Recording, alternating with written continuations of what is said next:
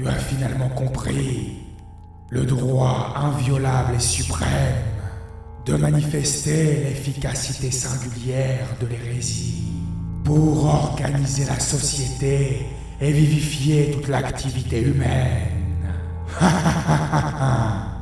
Eh oui, Vatican II, c'était moi. L'herméneutique, tout ça, que des mensonges. Tu m'as bien trompé. Moi ou toi? Tu ne disais pas qu'il fallait s'adapter à notre époque? Vos papes pris dans les mosquées en direction de la Mecque allument des chandeliers dans les synagogues, adorent Pachamama. Et Benoît XVI, il était dans le coup? Un flingue? Est-ce que Benoît XVI était vraiment dans le coup? Bah... Le truc, c'est que Jean-Paul II avait tellement défiguré la foi catholique que ça commençait à se voir un peu trop. Donc, pour remplacer ce dingo et faire en sorte qu'on ne remette pas en question Vatican II, qui n'était pas encore assez implanté dans les esprits, je me suis servi de... Benoît... Menteur! Oh! Mai 68! Hurrah! Mai 68! Hurrah! Ah oui! Gloire à l'homme! Gloire à l'homme! Gloire à l'homme, comme disait Paul VI! Oui, il est interdit d'interdire. Il est temps de jouir sans entrave, au nom de la dignité. Oh mon Dieu! Oh mon Dieu? Lequel? Et si Dieu c'était toi? Ouais, tu peux agir selon tes propres options, vivre selon tes propres normes. Ouais. Vas-y. Je veux pas me damner. Tu ne veux plus t'adapter à ton temps? Pourtant, ça ne te dérangeait pas que les infidèles propagent leurs hérésies, qu'ils précipitent les âmes en enfer. J'ai rien fait. La liberté religieuse, c'est juste l'absence de contraintes. Je savais pas. Bah voyons, tu savais pas. C'est vrai. Oh. Menteur. C'était pas bien, j'aurais pas dû. En ayant voulu un peu de liberté, on n'est plus au Moyen-Âge. Pas de divorce, même si ta femme devient grosse et moche. Rien avant le mariage. C'est comme ça. Pas de contraception, pas de maîtresse. Tu peux même pas trincer l'œil. Jamais. Ce sont les commandements, il faut les respecter, c'est important. Pardon l'intégriste. C'est comme ça. Non mais sérieusement, tu veux passer toute ta vie à te priver? Alors que tu pourrais devenir un prophète. Fonder ta propre religion. Choisir tes commandements. Depuis Paul VI, depuis Vatican II, c'est possible. L'important c'est l'amour. Être charitable, faire le bien, être ouvert d'esprit. Pas vrai? Tout le monde dit ça, même à la télévision. C'était si difficile à deviner, après tout, hein? Au catéchisme, on m'a rien dit. Dans vos églises, les infidèles sont rois. Juifs, musulmans, même les hindous, tous viennent prier chez vous et glorifier l'hérésie. Les juifs sont nos frères aînés. Ils sont le peuple élu. Gros mongol. Ça vient de moi, ça aussi. Va lire le Talmud. Sur les goïs, je peux te dire que tu vas les aimer, tes frères aînés. Je pensais qu'on irait tous au paradis, comme disait Paul Naref. Matthieu 22,14. Il y a peu d'élus. Matthieu 7,13. Spacieux le chemin de perdition. Mais tout était sous tes yeux. Tu as trahi. Quoi? J'écoute le pape. J'obéis. Toujours parce qu'il est le saint vicaire de notre Seigneur. Alors obéis.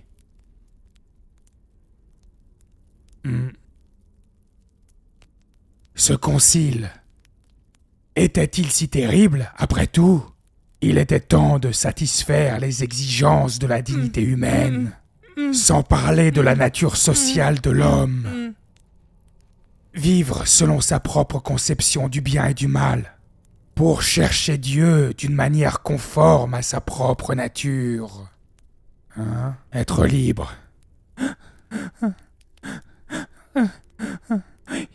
Un peu comme Luther, le témoin de l'Évangile. Souviens-toi de sa profonde religiosité. François a même fait imprimer un timbre à son effigie. Ah, et aussi la statue de Luther. La belle statue rouge de Luther au Vatican, oui. Quel homme, quelle foi ardente. Si François est le vicaire du Christ, alors, soumets-toi. Tu sais, Luther vivait en concubinage avec une bonne sœur. Sa foi le permettait. Coucou. Tu peux propager toutes les croyances, les pratiques et les mœurs que tu veux. Mais dans de justes limites. Tu peux former des ministres, créer des associations, construire des édifices. Mais tu peux être plus que ça. Tu peux devenir le nouveau Messie. Pense au fric. Non, c'est pas bien. Pourquoi vos papes le permettent alors? N'est-ce pas Vatican II? Hein? Qui encourage une telle liberté? Dignitatis Humanae. Paragraphe 12. Mais dans de justes limites. Toujours. Et il faut aussi agir avec une liberté responsable. Non, je peux pas faire ça. Si tu ne fais plus confiance à l'Église, alors quitte-la. Qu'est-ce que tu as à perdre, de toute façon? Dis-moi, Dieu? La vérité? Analysons calmement la situation. Depuis Vatican II, les infidèles font tout ce qu'ils veulent en Occident. Zéro limite. Et en retour, que dalle. Pendant ce temps-là, chez eux, les chrétiens se cachent pour ne pas se faire massacrer par des gros barbus enragés qui ont réussi à gober qu'au paradis 72 vierges les attendaient. Même ici, quand un prêtre se fait lyncher, il visite une mosquée. Pas d'amalgame. Touche, pas mon pote. Cocher, le clébard. Et même quand vous allez les visiter dans leur temple, vous rampez. Vous ne pouvez pas réciter un seul Ave Maria, alors qu'ils font leur prière chez vous. Pas un seul mot sur le Fils de Dieu, pour ne pas offenser des infidèles. Au nom de la charité, on oublie Jésus-Christ. Exact. Une chose est certaine, vous êtes les plus gros cocus que la terre ait jamais portés. Et c'est pas assez, François veut encore submerger l'Occident avec plus de migrants. Quand les églises brûlent pas un mot, mais ils sont là pour la LGBT. Ouais, ce clergé de traîtres et de lâches, ils ne font que parler de l'homme parce qu'au fond, il n'y a qu'eux qui les intéressent. Tu crois pas? Et la communion dans la main. Pas de plateau, on reste debout, n'importe qui la distribue. Ah, est-ce que c'est une façon de traiter Jésus-Christ? Aucun respect pour Dieu. Horrible. J'ai été chassé du paradis pour moins que ça. Oublie l'Église. Le 21e siècle t'appartient. C'est la liberté, l'égalité, la fraternité. C'est plus le Moyen-Âge, hein. Les temps ont changé, hein. Puis j'ai autant de dignité que Luther. T'as tout compris. Puisqu'ils le glorifient au Vatican, que vont-ils te reprocher?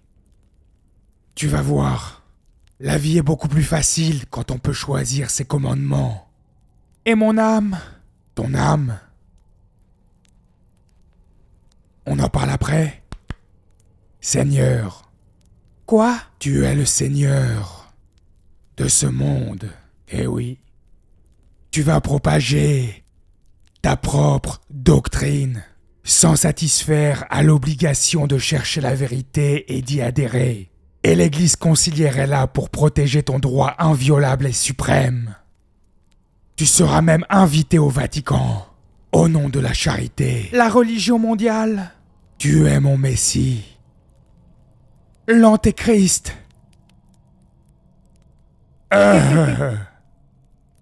Si on veut.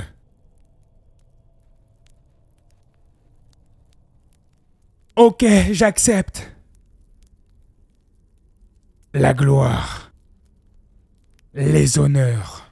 On va te circoncire et préparer ta bar mitzvah. Tu vas écrire un livre avec BHL. Tu sais, le grand philosophe. Mazal Tov. Ciao, Jésus. C'est la fête. Il faut que j'invite quelques potes hindous. Et t'invites le pape? Oh. On fait ça chez lui.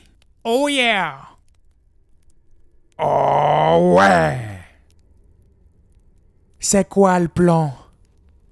Le péché contre nature. Tu connais la chanson? On est tous des enfants de Dieu, faut pas juger. La LGBT, c'est mon cheval de Troie. En Belgique et en Allemagne, ils bénissent déjà la sodomie. Et François laisse faire. Et ouais. Oh, François est avec toi depuis le début. Touché. Au Canada, ce clown s'est surpassé. Le monde entier l'a vu dans une cérémonie où on invoquait l'esprit du feu. T'y crois? Il est sous coke. Obligé. C'est un coup des Juifs. Laisse les Juifs. On les accuse de tout, les pauvres. Moi, je les aime beaucoup. La bar mitzvah, c'était une blague. J'aime pas les antisémites, fais gaffe. Méfie-toi d'Alain Soral. Le ventre de la bête immonde est toujours fécond. Te louer. Ouais, te louer, Seigneur Jésus. Eh, t'aimes bien l'hindouisme? Et Krishna? Tu connais Krishna? Comment ne pas te louer? Moi, j'aime beaucoup Krishna, mais mon préféré, c'est Ganesh. Jésus, ouais. Comment ne pas te louer, Seigneur Jésus? Il y a beaucoup de dieux dans l'hindouisme. Et Paul VI. Comment ne pas te Paul VI et les autres, ils étaient vraiment papes. Quoi encore? Tu vas vouloir devenir comme les sédévacantistes? Ces losers n'ont même pas d'église.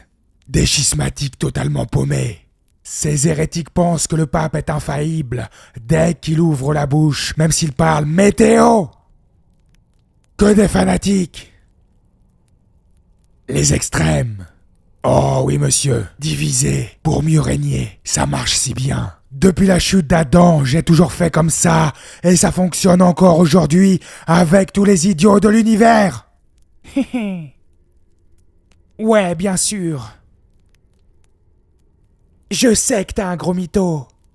Pourquoi tu t'accroches à lui? Si tu crois vraiment que Vatican II est un concile de l'Église, signe donc le pacte. Celui sur la table. Et adore-moi. Et les justes limites? On peut t'adorer, mais dans de justes limites. Avec modération. Et aussi dans le respect de l'ordre public. Adore-le. C'est très important, l'ordre public.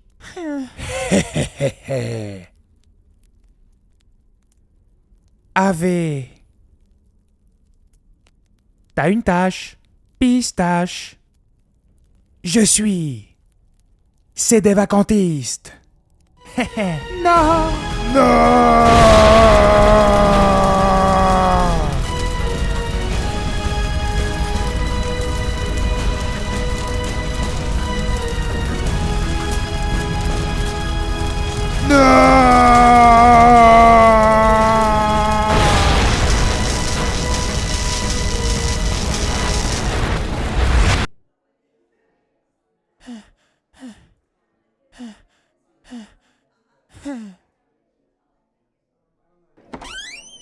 Pourquoi êtes-vous Vous devenu n'êtes plus catholique schismatique? l'Église. Nous voulons des Ça y est, réponses. déclaré, Vous aviez vous tout êtes un prévu depuis le protestant. début. Pourquoi ne dites pour rien? Hey, il faut qu'on parle, Mimiche. J'ai des choses à te dire. Tirez-vous les collabos de la croix. Allez, housse du balai. Mimiche. Déclaration peut-être. Pourquoi tu rejetais le Saint-Père François? Ton imposteur. T'es ouf.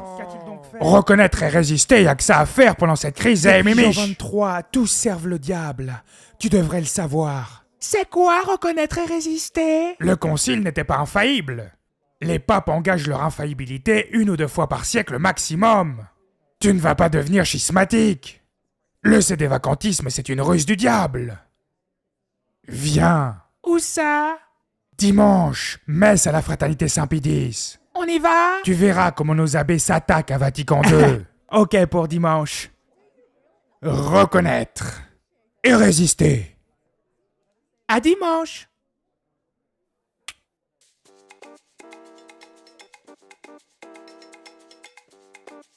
Le gallicanisme. Vraiment mon hérésie préférée. Ha ha.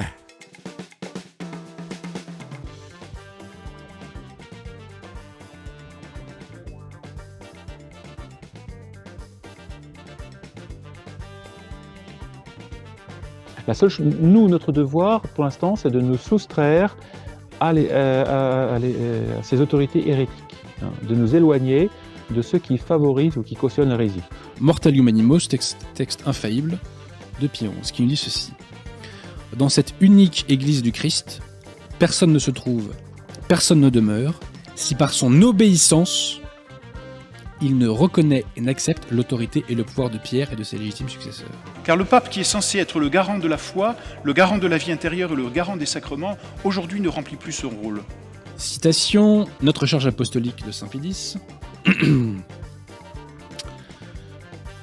À la réalisation de ce bonheur temporel et éternel, le Christ a mis avec une souveraine autorité la condition que l'on fasse partie de son troupeau, que l'on accepte sa doctrine, que l'on pratique la vertu et qu'on se laisse enseigner et guider par Pierre et ses successeurs. Un peu comme Luther, le témoin de l'Évangile. Souviens-toi de sa profonde religiosité. François a même fait imprimer un timbre à son effigie.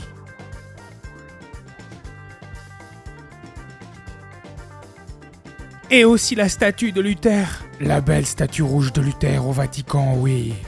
Quel homme, quelle foi ardente. Si François est le vicaire du Christ, alors, soumets-toi.